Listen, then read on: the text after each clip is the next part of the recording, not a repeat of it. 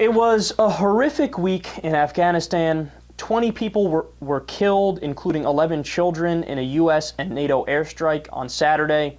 6 women were also wounded. On the same day, 6 Americans, including 3 U.S. soldiers, died in violent attacks as well. Also, a female Foreign Service officer with the U.S. State Department and an employee with the U.S. Defense Department died in a suicide bombing in the southern Kabul province during a trip to donate books to Afghan students. It's been one of the bloodiest weeks on record in the near 12-year war. And on Wednesday, insurgents ambushed a courthouse in what's considered the relatively safe western area of Afghanistan. More than 46 people were killed in that attack.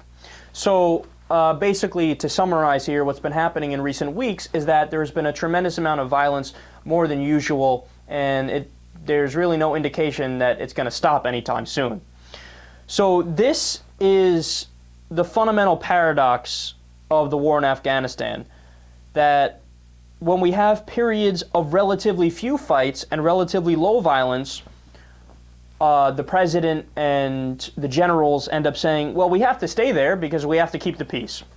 And then whenever we have a relatively large amount of violence and a lot of death, like what's happened in the past week, they say, well, look, we need to stay there in order to get the situation back under control.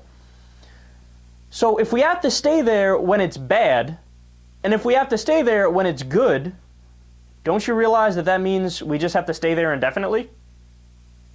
And then General Martin Dempsey, the top U.S. military officer in Afghanistan, said something very telling when he was asked if he thought that some parts of Afghanistan will be contested by the Taliban in the year 2015. He said, quote, "Yes, of course there will be, and if we were having this conversation 10 years from now, I suspect there would still be contested areas because the history of Afghanistan suggests that there will always be contested areas." So, do you realize what he's saying there? That's a tremendous admission. He's saying, look, no matter what we do, the Taliban's going to exist. And people that hate us are going to exist. And in a lot of cases, they might actually end up getting power. So the logical response to all this is, why are we even there? If no matter what, no, seriously, think about this. If no matter what, there's always going to be the Taliban, there's always going to be people that hate us, and they're going to have their fingers on the levers of power in Afghanistan, then what are we doing there? Why are we wasting our time? The definition of winning the war on terror would be so that we minimize the Taliban and minimize Al-Qaeda and marginalize them and have a government in Afghanistan or Iraq that is not affiliated with those extreme groups, right?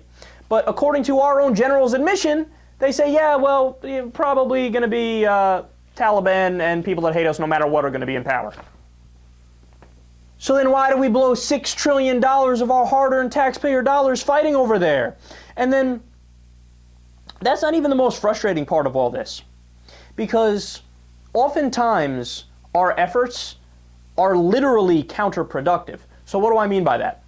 Well, if we do what we ended up doing on Saturday, for example, where we killed 20 people, 11 of them were children, you think that doesn't have negative consequences associated with it?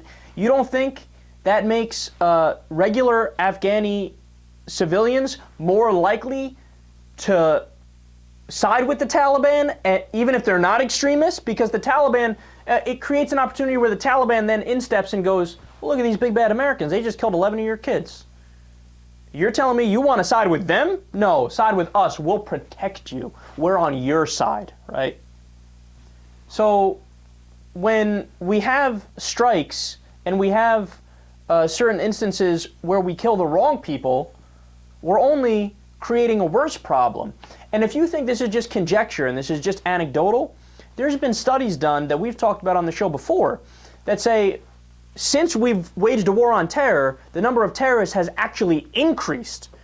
We are creating more terrorists because we're waging the war on terror so incredibly sloppy and we're killing so many civilians that it's a recruiting technique now where all the Taliban and Al-Qaeda and other groups like that have to do is say, well, look, you could get killed by the Americans or you could join us.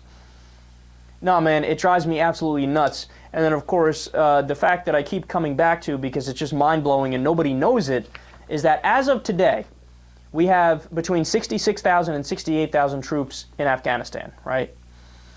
And you want to know how many members of Al-Qaeda there are in Afghanistan? Between 50 and 100.